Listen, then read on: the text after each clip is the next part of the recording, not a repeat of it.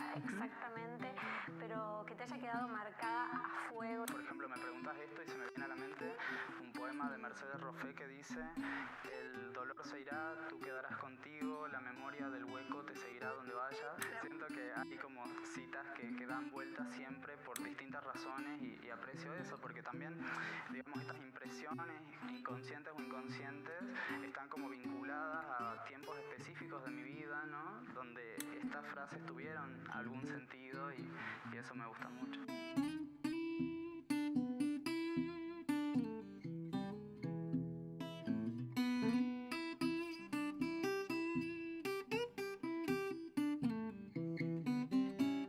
Hola, ¿cómo estás? Muy bien. Bienvenido a la Muchas librería. gracias. ¿Qué Bueno, tal? me alegra tenerte aquí, me alegra que haya salido el sol, que venía Sí, a mí haciendo también. mucho frío. El frío con sol es la mentira más linda, ¿no? Así es. Bueno, me gusta un montón que nos visites porque sos joven, poeta, escribiste un montón de libros.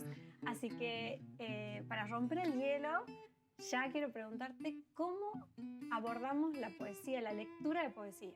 Yo creo que para poder leer poesía hay que entregarse a la sensación, ¿no? Me parece muy importante que el efecto que produce el poema en el cuerpo tiene que sorprender como desde esa literaturidad, ¿no? Como conmover una sensibilidad, pero sobre todo siento que hay que estar entregado a la experiencia de poder pensar que un buen poema es algo que repercute en el cuerpo, ¿no? Y permitirse esa experiencia y permitir construir intertextualidades y, digamos, ampliar el discurso con más discurso, ¿no? Está buenísimo. Hay que intentarlo, hay que Sí, intentarlo. totalmente. Dejá acá Sí, tu muchas abrigo. gracias. Ahí estamos. Contanos un poquito de vos.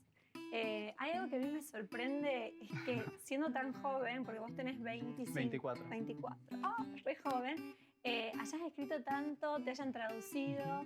Contanos un poquito sobre vos.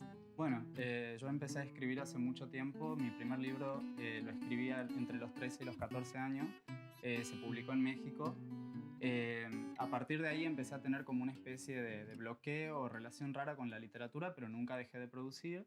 En el año 2022, Inflorescencia Editorial publica mi segundo libro, pero durante todo este periodo de tiempo, entre la publicación de este primer libro y hoy, básicamente, estuve trabajando en un libro que se llama La Jaula del Hambre y que editó Editorial Pretextos en España. Y en medio de todo esto, bueno, tuve muchas búsquedas estéticas, discursivas. Además hago traducciones, ¿no? Del eslovaco, del inglés, y como que esas experiencias de lectura ampliaron muchísimo, ¿no? El campo de visión de lo que yo deseaba conseguir y de lo que trato de escribir o compartir con otros, ¿no? Me parece súper interesante tu recorrido porque también habla de que vos comenzaste muy joven con, Sí. con los libros, ¿no? Contame un poco esa infancia, adolescencia, cómo era tu vínculo con los libros y cómo comenzó. Me encanta esta pregunta, me emociona un poco porque los libros están en mi casa desde hace muchísimo tiempo. Mi papá vendía libros de puerta en puerta, es un oficio que se perdió, me parece como súper interesante, ¿no? Ir a una casa, ofrecer enciclopedias o libros Perdón, esenciales. era la forma que uno se hacía con las Total. colecciones de Visor, me acuerdo de las Exactamente, enciclopedias. exactamente. Pero en medio de todo esto también había ficción, había literatura. En un momento la editorial quebró, mi viejo se queda con un montón de libros, mi vieja es es maestra de lengua, y todos estos libros quedaron en el fondo de la casa de mi abuela, ¿no? Yo tenía prohibido ir para ahí porque había alacranes y porque había un pastizal muy alto y me cerraban la puerta cuando era chico con llave del fondo para que yo no entre. Entonces de golpe tener que ir a buscar un libro a escondidas, encontrar la llave en la siesta, en el calor de la siesta, correr entre los yuyos, y tengo grabada la experiencia de pisar fuerte el piso, ¿no? Para asustar los alacranes porque era lo que había escuchado que había que hacer. Claro, claro. Sacar un libro corriendo y salir corriendo, ¿no? Muy novelesco Muy también. novelesco, y es muy interesante porque no tenía mucho tiempo de elegir, ¿no? Lo que sacaba. Entonces algunas veces sacaba manuales de texto, otras veces sacaba Julio Verne, otras veces sacaba Emilio Salgari, y creo que esas fueron como así lecturas fundamentales, ¿no? Pero en algún punto empecé a leer cualquier cosa. Hoy en día tengo en mi biblioteca libros de esa biblioteca, de por ejemplo cómo hacer sombras con las manos o cómo hacer origami, ¿no? Como libros que me interesaron mucho porque eran texto. Bueno, Pablo, tengo un par de libros que vos me dijiste, Sí. estos son los que quiero recomendar, así que hago entrega para que nos cuentes y les cuentes a las personas qué podemos leer. Total, bueno, yo elegí 2 poetas y una narradora. Elegí a Antonio Porquia, que es un poeta inmigrante ítalo-argentino, que me gusta un montón. Él escribe aforismos, ¿no? Cuando a él le fueron a pagar por primera vez los derechos de autor, no quiso recibir porque no entendía, ¿no? Cómo alguien le iba a dar plata a cambio de un texto, era irracional. Y hay algo de esa inocencia, de ese trabajo que a mí me conmueve mucho, mucha inteligencia. Es un libro muy sensible me gusta un montón.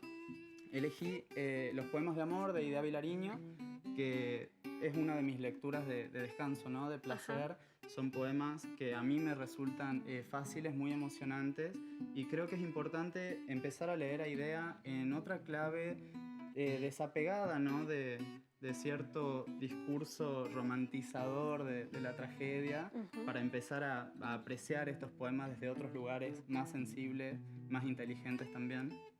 Y en tercer lugar elegí Pura Pasión de Annie Ernaux, que ganó el Nobel hace poco. Sí, sí. Es un libro que me gusta un montón porque, bueno, primero Annie Ernaux hace algo que se llama autohistoria o self-fiction, y eso me parece muy interesante, ¿no? Como poder discutir qué distancia biográfica tiene el autor o la autora con el texto. Y sobre todo porque este libro está cargado de un discurso amoroso muy sensible, vinculado a la espera, a ciertos comportamientos neurotípicos, una escritura un poco confesional que a mí me divierte mucho porque soy muy pudoroso en realidad cuando escribo, ¿no? Lamborghini decía que hay que escribir como si los padres estuvieran muertos, y ella lo logra, lo hace muy bien, y admiro mucho eso, y es una lectura preciosa, sí. Buenísimo. Y respecto, ¿no? de la poesía y la gente joven, ¿crees que hay como un florecimiento, un nuevo florecer de la poesía? ¿Hay una nueva generación que la está descubriendo? ¿Cómo ves vos ese mundo? Siento que ese florecimiento nunca para, ¿no? Que hay momentos de mayor intensidad o menor. También siento que absolutamente todos los jóvenes estamos escribiendo, aunque sean notas del celular, y ahí hay un gesto, ¿no? Siento que estamos produciendo, están sucediendo muchas cosas. Yo soy muy crítico también, ¿no? En relación a todo lo que está surgiendo y de qué manera, pero disfruto mucho, sí, que podamos hablar de literatura. Digamos, llamamos a Twitter literatura a todo un sector, ¿no? De usuarios que comparten activamente y que formaron realmente como comunidades de difusión de textos, y eso siempre se aprecia, ¿no? Me parece muy valioso. Y en este mundo, digamos, de las tecnologías, de las nuevas tecnologías y de cómo también uno escribe y lee en distintas plataformas, ¿dónde queda el libro en papel o qué lugar ocupa? El libro en papel, de momento, es para mí irreemplazable, ¿no? Yo trato de hacer lecturas con ebook o PDF, pero hay algo en la materialidad del objeto que a mí me obliga a conectar de otra manera, y sobre todo porque cuando yo leo, hago muchísimas marcas, ¿no? Yo siento que un libro leído es un libro torturado, ¿no? En el discurso del subrayado, el what the fuck al margen, el corazoncito, la hoja doblada, y tengo como distintos... ¿Por qué crees que tenemos esa necesidad, los que leemos, digo, Sí. la mayoría, de marcarlos, de dejarle como nuestra huella, como dicen algunos? Bueno, yo creo que depende de la intención con la que uno marque, ¿no? Pero siento que el subrayado está dejando un rastro de algo en el inconsciente, una idea, un color, y creo que disfruto mucho más la lectura, como si la hiciera más mía, ¿no? Esa intervención de afuera en el texto. Buenísimo.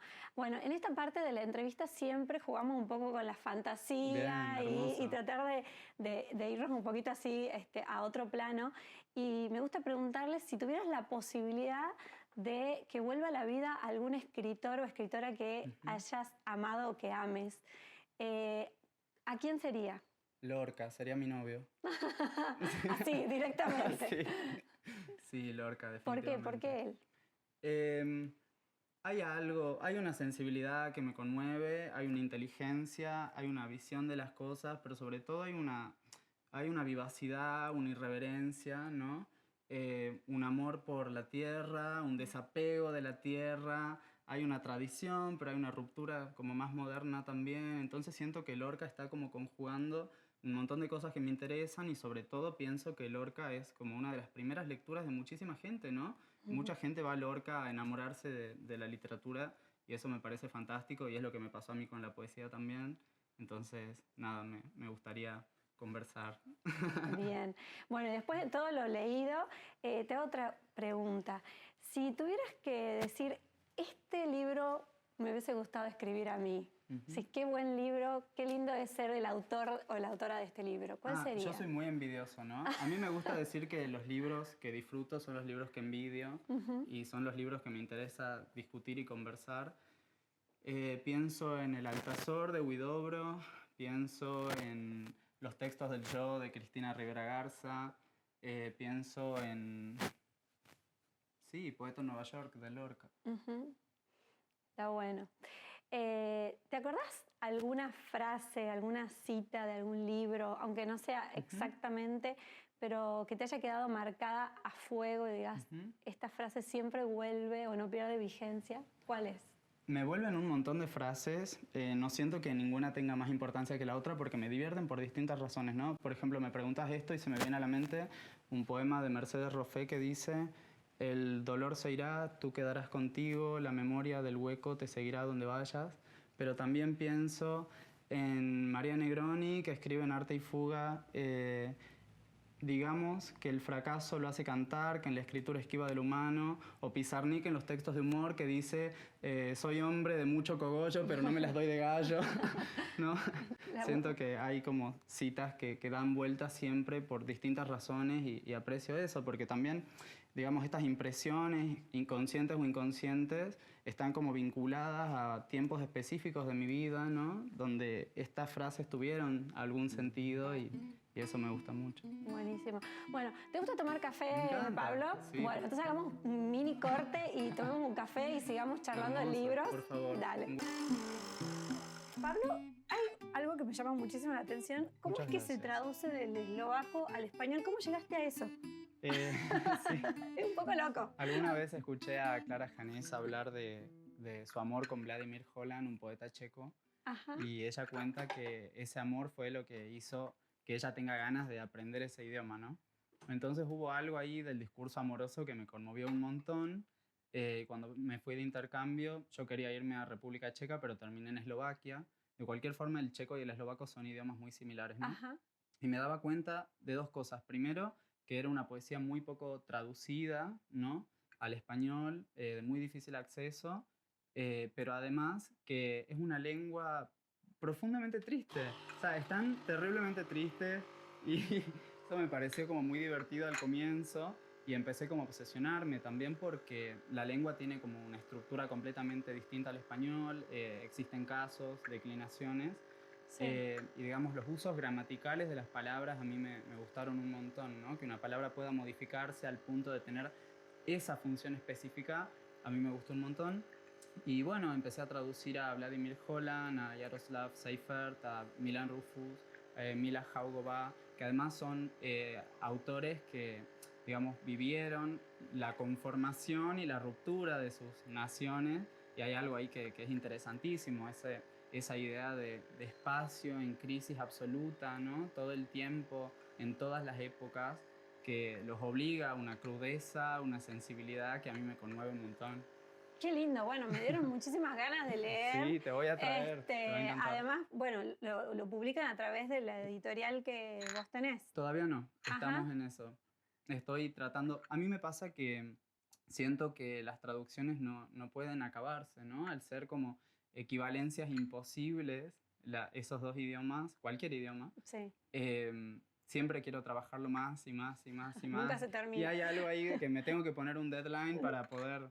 Claro, sí, para poder entregar el material y que esté ya disponible. Exactamente. Buenísimo. Tengo una consulta. Si tuvieras que decirme, la verdad, este es el libro que más regalo, es el libro que le tengo mucho apego y me gusta compartirlo con otras personas que sé que lo van a apreciar. ¿Cuál es? En este momento... La bestia ser de Susana Villalba. Es un libro de monólogos poéticos donde hablan un perro, un árbol y una piedra. Y es muy interesante cómo los animales, el animal y los objetos de alguna forma como que toman elementos muy humanos para explicarse, ¿no? Y de alguna forma el comportamiento del árbol, de la piedra y del perro están explicando comportamientos humanos también y tiene reflexiones muy, muy lúcidas que a mí me conmueven y quiero que lean eso y que lo disfruten conmigo. Buenísimo. Bueno, vamos yendo para Por el favor. patio, así Sí, seguimos obvio. conversando. Bueno, está lindo, está fresco, pero Sí. está agradable para seguir Qué hermoso que está el patio. la charla. Este, ¿Me puedo armar un puchito? sí, claro. Buenísimo.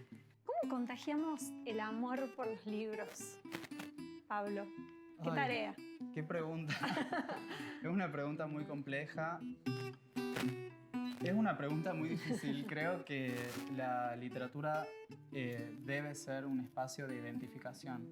Y creo que la reflexión tendría que ir por, bueno, cómo podemos generar espacios realmente para que las personas puedan acercarse a tener discusiones, a interesarse, ¿no? Pero sobre todo motivando las búsquedas personales, que me parecen muy, muy importantes. Yo siento que a veces cuando tratamos de hacer como campañas de lectura, tenemos el ojo muy puesto en lo que a nosotras nos interesa.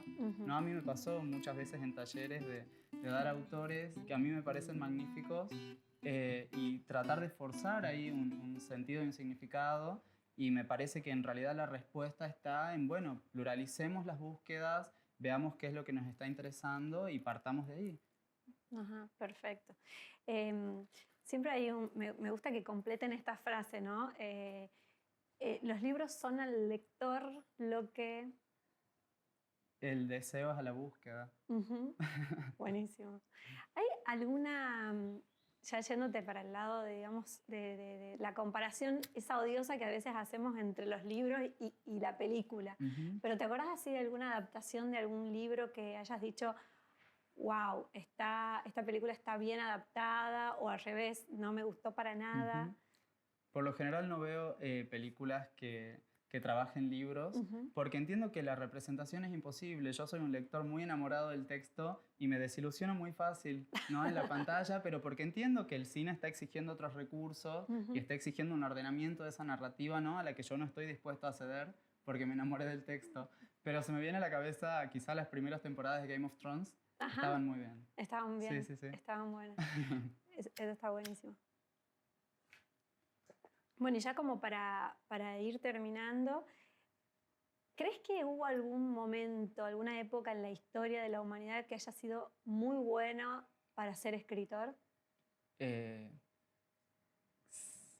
Siempre es complicado, pero en términos de productividad y de discusión, seguramente los 60, ¿no? La vanguardia, esa explosión intelectual, los latinoamericanos haciendo plata con los libros por primera vez, que es muy importante y que es muy interesante, ¿no? Todo ese proceso de mercado y editorial, de discusiones, de encuentros, desencuentros, además acompañados de un clima político muy interesante, ¿no? A nivel mundial. Me parece que los 60, sí. Hablando de, vos recién dijiste, ¿no? Hablando del mercado editorial, los latinos haciendo plata y todo, ¿cómo se insertan las pequeñas editoriales, ¿no? En este complejo mundo editorial que por ahí está dominado por grandes conglomerados que es como que acaparan la mayoría de los sellos, ¿no? Y en realidad uno desearía que el contexto sea otro, porque si las condiciones de producción fueran óptimas, yo creo que las editoriales independientes sí podrían competir, ¿no? Con esa producción. Pero también hay una búsqueda por lo local que, a ver, al menos en mi trabajo como editor, no me está obligando a pensar en términos de mercado. Quiero decir, yo sé que muchos de los libros que publicamos no son libros marketineros, ¿no? Y ahí hay una elección también. Entonces, habría que pensar qué significa esa participación en relación al mercado, ¿sí? Yo siento que, no sé si esto es cierto, pero estoy convencido de que a veces es cierto que los lectores encuentran a los libros y yo celebro que eso suceda y creo que, perdón, el mundo de la literatura independiente y de la edición tiene que ver como con un mundo de afectos, de intereses, de discursos, ¿no? Locales, pequeños, cerrados y abiertos. Hay como un trabajo otro con el autor, con el espacio, con la ciudad, con el entorno, a la que siento que Penguin no podría llegar nunca, no por no tener las intenciones, sino por estar abarcando tantas cosas simultáneamente, ¿no? Como que homogeneizaron una producción que, nada, la literatura independiente y la edición autogestiva o independiente se rehúsa a jugar en esos términos. Buenísimo. Bueno, Pablo, te agradezco un montón por haber pasado este tiempo conmigo para charlar de libros. Creo que podríamos estar 1000 horas hablando y recomendando lecturas, que uno ya se va con la idea con un montón de escritores para explorar y para bucear, y sobre todo este mundo de la poesía, que personalmente a mí, te confieso, me resulta bastante ajeno porque me cuesta. Soy muy de la narrativa de la ficción y todo, pero me encanta haber charlado con vos. Un gustazo. Así que muchísimas gracias por haber venido. Qué alegría, muchas gracias, Nati.